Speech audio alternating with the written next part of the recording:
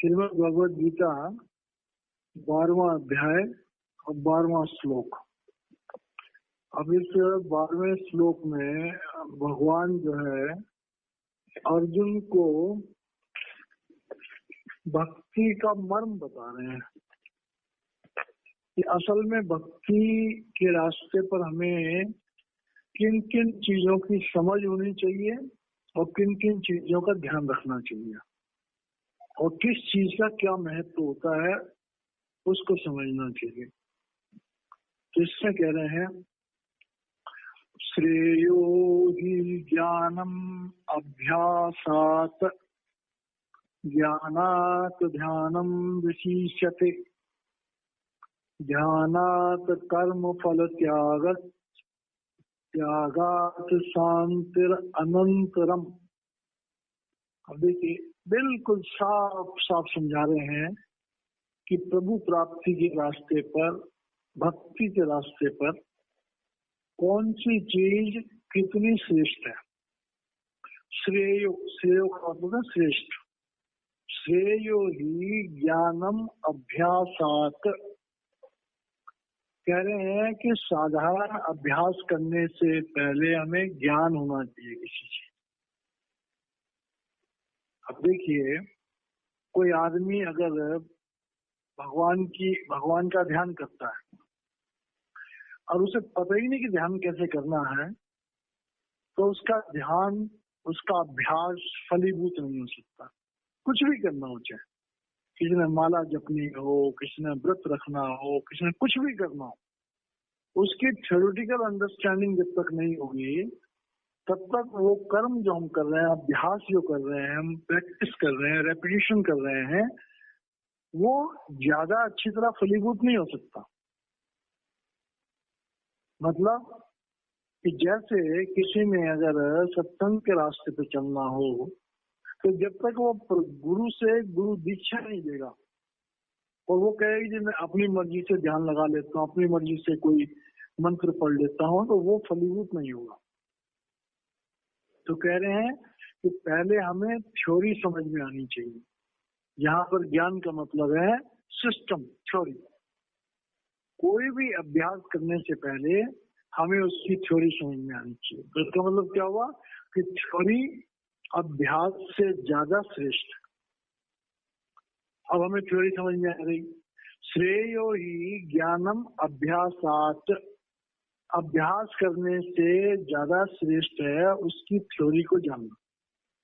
ज्ञानात ध्यानम विशिष्यते, और जो थ्योरी हमें समझ में आ गई है तो उस थ्योरी से ज्यादा श्रेष्ठ है हम उस थ्योरी का अनुभव करें। जैसे गुरु से नामदान लिया, तो नामदान के बिना कोई आदमी ध्यान पर बैठता है या भजन करता है या कुछ भी करता है तो उसका फलीभूत होना थोड़ा मुश्किल है। गुरु से नामदान ले लिया, थ्योरेटिकल मंत्र हमें पता लग गया। अब थ्योरेटिकल मंत्र हमने समझ लिया और थ्योरेटिकल मंत्र लेकर के हम माना उसका जप करना शुरू कर दें,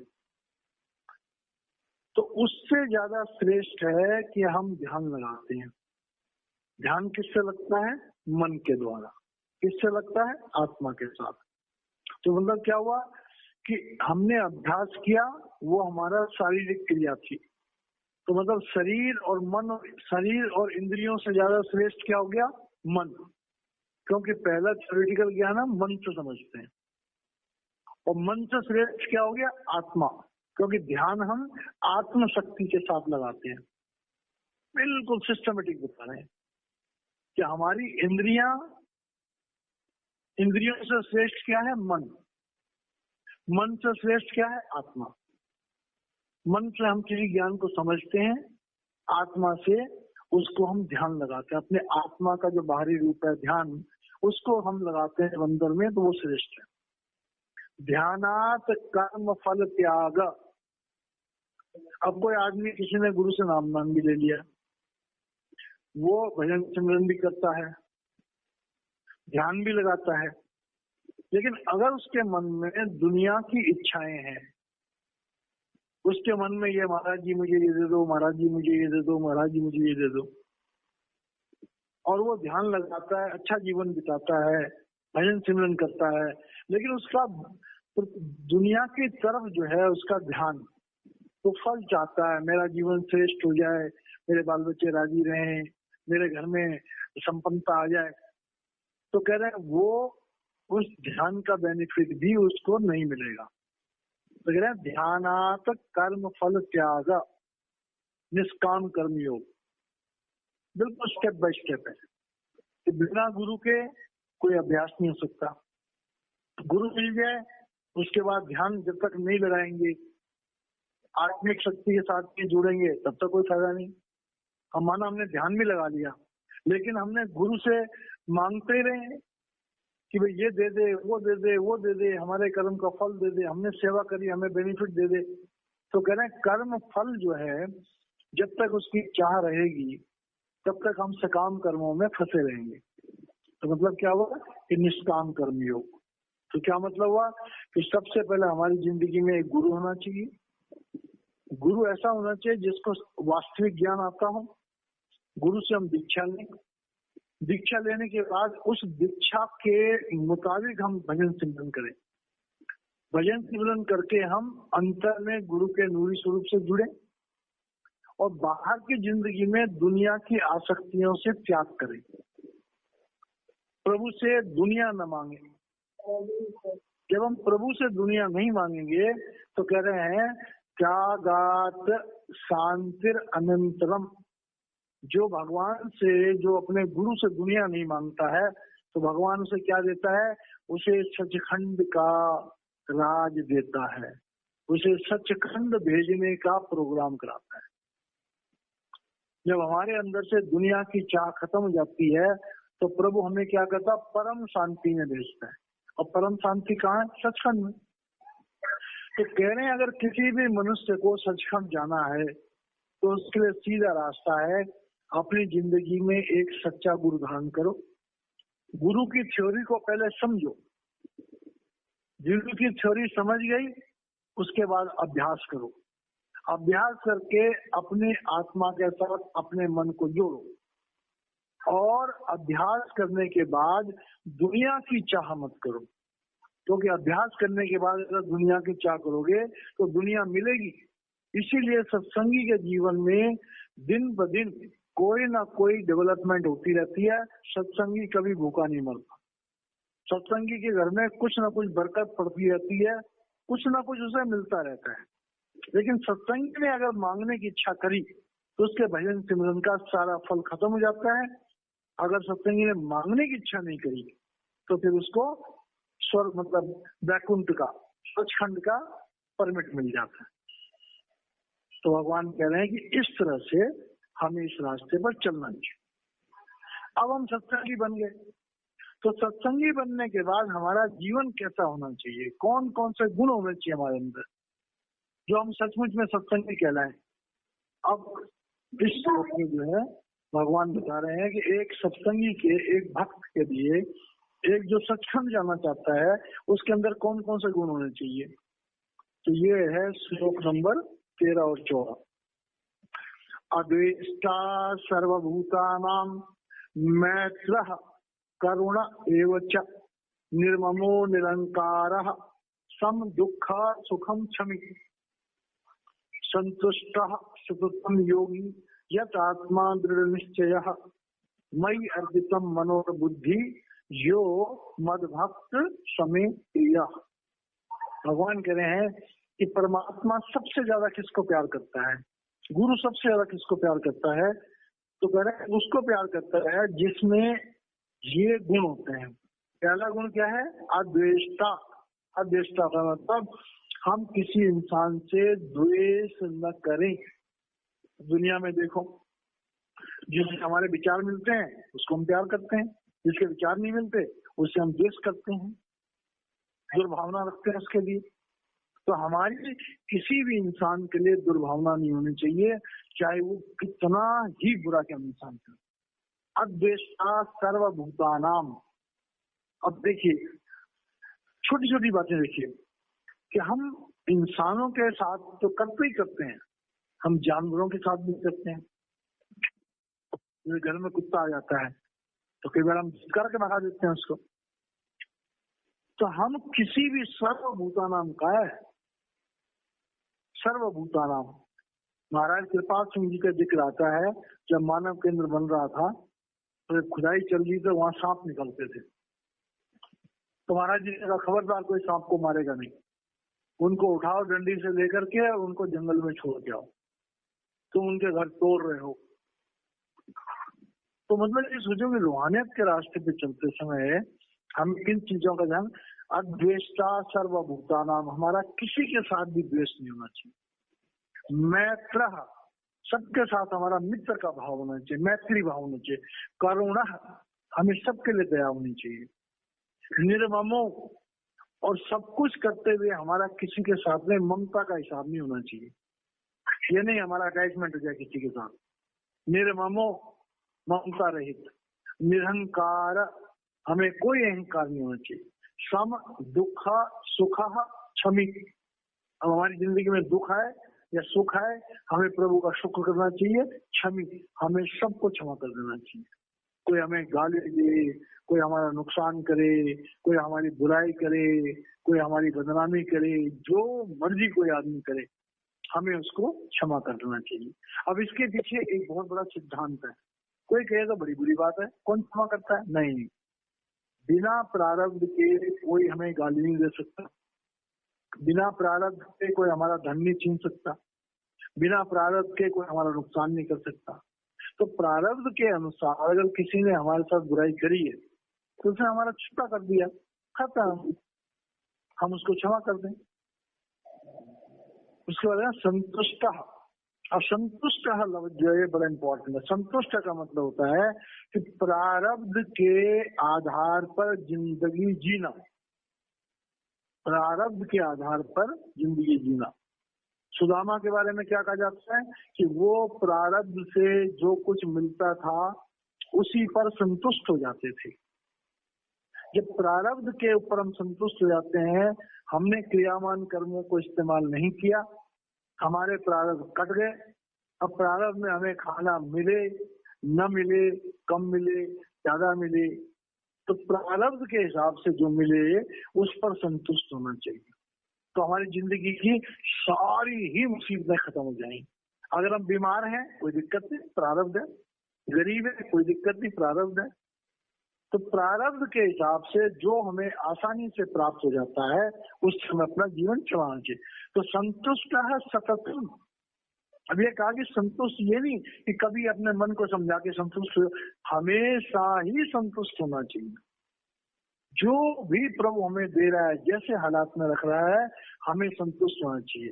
तो संतुष्ट सततम योगी, मतलब हर समय हमारा एक ही काम होना चाहिए कि प्रभु से ध्यान लगाने की कोशिश होनी चाहिए। यत आत्मा दृढ़ निश्चय, ऐसा जब किसी का भाव बनता है तब वो भक्ति में निष्ठ होता है। जब तक हमें जिंदगी में सेटिस्फेक्शन नहीं होगी, जब तक हम प्रारब्ध के द्वारा जो हमें मिलता है उसमें हम सेटिस्फाइड नहीं होंगे, तो हम कभी भी भक्ति में दृढ़ नहीं हो सकते। हमारा मन बार बार बेचैन हो जाएगा, मेरे पास ये नहीं है, मेरे पास वो नहीं है, मेरे पास ये नहीं है, मेरे पास वो नहीं है, और हम उसी में फंसे रहेंगे और हम भक्ति में दृढ़ नहीं हो सकते। भगवान कह रहा है जब ये सारे गुण किसी में आ जाएंगे तब उसका मन बस में आ जाएगा, और जब मन बस में आ जाएगा तो बुद्धि बस में आ जाएगी, और जब मन बुद्धि बस में आ जाएंगी तब क्या करना चाहिए?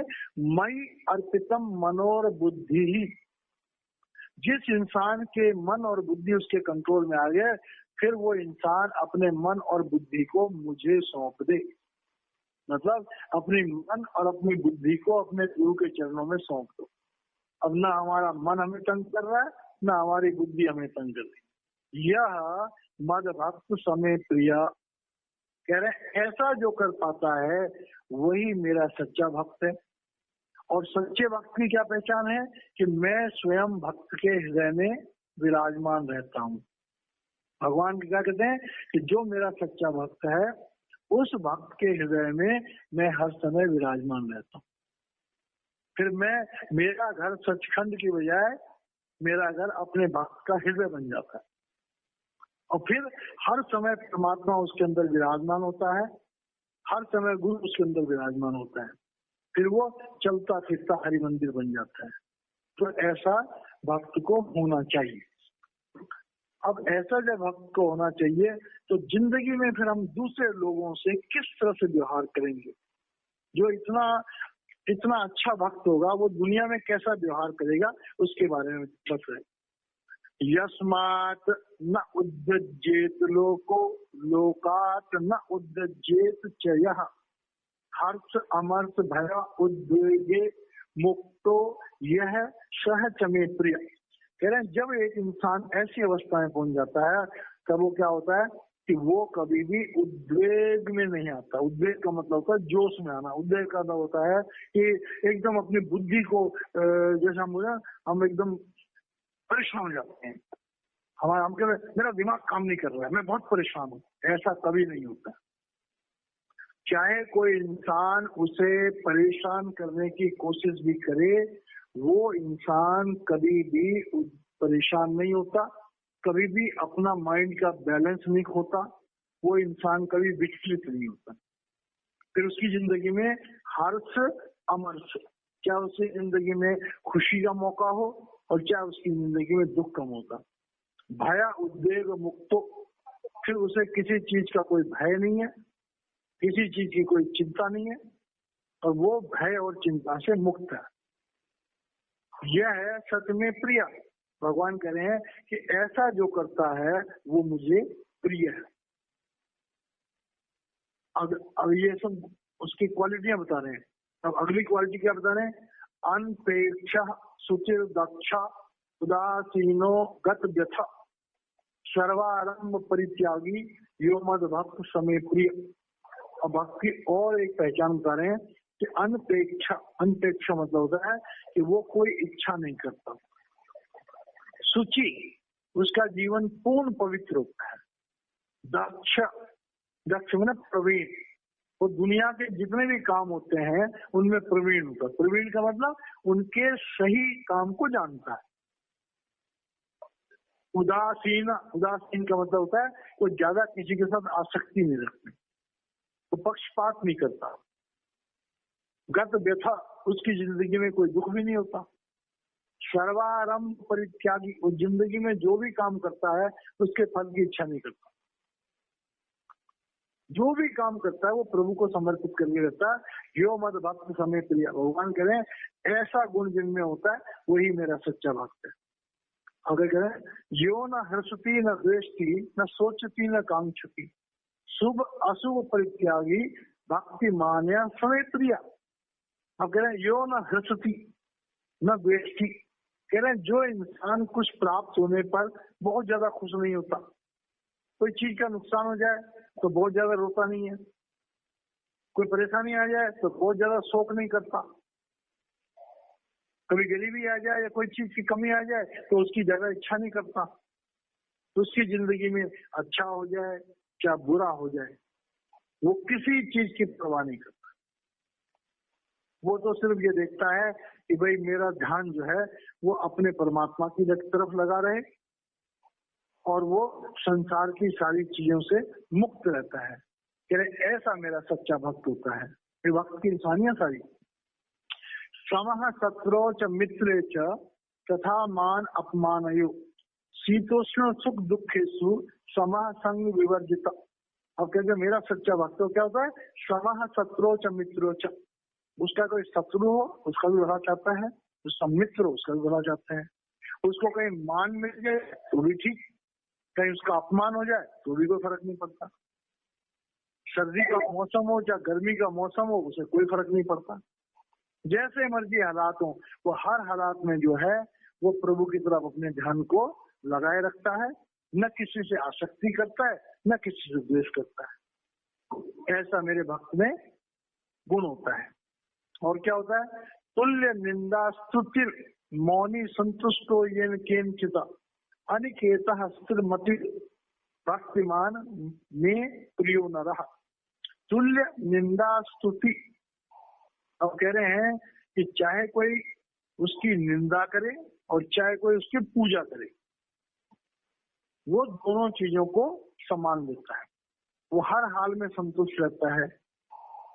और अनिकेता, अनिकेता है मतलब कि जैसे घर के और दुनियादारी के जो जो रुतबा होता है उससे वो अलग रहता है। स्थिरमति, उसका दिमाग हमेशा शांत रहता है। भक्तिमान समय प्रिय, मतलब वो जैसे कई लोग होते हैं कि भक्त होते हैं, उनके पास माना अच्छा पैसा है, बड़ी गाड़ी है, बड़ा मकान है, तो वो इस बात को भूल नहीं पाते। तो कह रहे हैं जो सच्चा भक्त होता है उसकी बला से वो झोपड़ी में रहे और चाहे महल में रहे, वो बराबर है। कोई उसकी इज्जत करे, कोई उसकी बेइज्जती करे, जो मर्जी करे, वो हर हाल में संतुष्ट रहता है।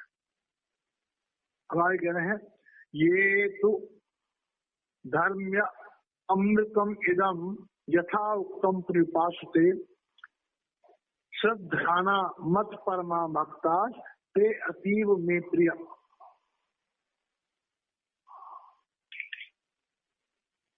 अब कह रहे हैं कि भगवान लास्ट में ये श्लोक है, ये 12वें अध्याय का आखिरी श्लोक है, बड़ा इंपॉर्टेंट श्लोक है। ये तो धर्म्यात् धर्म्य अमृतम इदम यथा उत्तम परिपाशते। भगवान कह रहे हैं कि जो ये श्रद्धा के साथ, जो इंसान श्रद्धा के साथ मेरे परायण होकर के जैसा कहा गया है उस तरह से उपासना करता है, मतलब जिस इंसान में ऊपर बताए हुए सारे गुण हैं और सारे गुणों के होने के बावजूद भी वो भगवान में श्रद्धा रखता है, वो अपने गुरु में श्रद्धा रखता है। क्योंकि एक बहुत बड़ी इंपॉर्टेंट बात है इसमें, जब हम अच्छे बन जाते हैं, हमारा जीवन अच्छा बन जाता है, हमारी आदतें अच्छी बन जाती हैं, तो हमें अंदर से सूक्ष्म अहंकार हो जाता है। एक इंसान जिसका चरित्र बहुत अच्छा है, जो भजन सिमरन करता है, जिसके अंदर कोई दुर्गुण भी नहीं है, तो उसके अंदर एक बड़ा महान दुर्गुण पैदा हो जाता है और उसका नाम है अहंकार। उसे अपनी भक्ति का ही अहंकार हो जाता है। और ऐसे बहुत सारे लोग हैं जिनको भक्ति का अहंकार हो गया तो वो गुरु के प्यार से वंचित रह गए, सारे गुण होने के बावजूद भी गुरु के प्यार से वंचित रह गए। तो भगवान कह रहे हैं कि सारे गुण तो होने चाहिए, लेकिन उसके बाद भी वो श्रद्धा के साथ अपने गुरु की पूजा करे। अब देखिए इसमें एग्जाम्पल देते हैं। कृपाल सिंह जी महाराज जी को सावन सिंह महाराज जी से मुलाकात होने से 7 साल पहले उनके अंदर में गुरु का नूरी स्वरूप प्रकट होता था, जो हम जैसे लोगों को तो कल्पना भी नहीं कर सकते। नाम लेने से पहले कृपाल सिंह महाराज जी के अंदर में सावन सिंह महाराज जी का गुरु का नूरी स्वरूप प्रकट होता था और वो दिव्य मंडलों में सैर करते थे। अभी नाम नहीं लिया था उन्होंने। जब नाम लेने की बारी आई और वो पहली बार सावन सिंह महाराज जी के पास गए तो उनके सामने एक याचक की तरह से कि हे प्रभु आपने इतनी देर क्यों लगाई, कह रहे यही समय उचित था। और उसके बाद वो सावन सिंह महाराज जी के चरणों में अपना मस्तक हर समय मस्तक रखते थे चरणों में। बताइए, मतलब वो गुरु रूप हो चुके थे नाम ना लेने से पहले। उसके बाद सारी जिंदगी भर सावन सिंह महाराज जी के चरणों में महाराज जी का सर रहता था। और आज की डेट में किसी शिष्य को थोड़ा सा भी कोई ध्यान मिल जाए तो वो कहता कि गुरु क्या, मैं तो गुरु से ज्यादा जानता हूँ। तो उसी का यहाँ जिक्र कर भगवान कह रहे हैं कि जिसके अंदर सब कुछ आ गया लेकिन उसके मन में फिर भी मेरे प्रति पूरी श्रद्धा है और मेरी पूरी श्रद्धा के साथ जो मेरी उपासना करता है, मुझे भगवान समझ के उपासना करता है, तो उसकी जो श्रद्धा है, मेरे परायण जब उसकी श्रद्धा है, तो कह रहे हैं उस भक्त को मैं सबसे ज्यादा प्यार करता हूँ। क्यों? क्योंकि वो काबिल है, वो कल को मेरी शिक्षाओं को दूसरों तक भी पहुंचा सकता है। क्योंकि गुरु के अंदर जो दिव्य शक्ति है, जो शिष्य सारे गुण रखता होगा तभी तो वो गुरु की दिव्य शक्ति को धारण करेगा और उसका दूसरों को फायदा देगा। तो भगवान कह रहे हैं कि कोई भी शिष्य है, ऊपर बताए हुए सारे के सारे गुण तो उसके अंदर होने ही चाहिए, लेकिन सारे के सारे गुणों को होने के बाद जो सबसे बड़ी चीज है वो है नम्रता। दयालपुर सुदर्शन सिंह जी महाराज क्या करते थे कि 99% नम्रता जो है वो संतों के पास होती है। आम इंसान तो जैसे ज्ञान मिला, अनुभव मिला, थोड़ी सी रूहानी यात्रा हुई तो उस बेचारों के अहंकार हो जाते हैं। जब इंसान ज्ञान से परिपूर्ण हो जाता है तभी उसका अहंकार नाश होता है। अधजल गगरी छल कर जाए। तो दुनिया में मैक्सिमम लोग 99% लोग जो है वो बेचारे अपने रास्ते पर भटक जाते हैं और सचमुच में रूहानियत की दौलत को वो संभाल नहीं पाते। यही कारण है कि दिव्य मंडलों में जाने वाले या गुरु के उस नूर के साथ जुड़ने वाले बड़े कम लोग होते हैं। तो भगवान कह रहे हैं कि सच्चा भक्त वही है और मुझे वो भक्त सबसे ज्यादा पसंद है। क्या? श्रद्धाना मत प्रमा, श्रद्धा के साथ मेरे परायण होकर के, मेरे अंदर लीन होकर के, भक्तास्ते अतीव में प्रिया, वो भक्त मुझे सबसे ज्यादा प्रिय है। प्रिय ही नहीं है, वो मेरा ही रूप है। तो यहाँ पर भगवान कह रहे हैं कि भाई अगर कोई इस रास्ते पे चलता है तो उसे भगवान का रूप बनना चाहिए, उसके अंदर उसका गुरु प्रकट हो जाए, उसके अंदर भगवान स्वयं प्रकट हो जाए। ऐसा हमें जीवन में करना चाहिए। और अहंकार जो है उसको जीतना सबसे मुश्किल काम है। तो जो अहंकार को जीत पाता है वही सच्चा भक्त होता है। ये 12वां अध्याय खत्म हो गया। अब कल हम 13वां अध्याय चालू करेंगे। जय माता।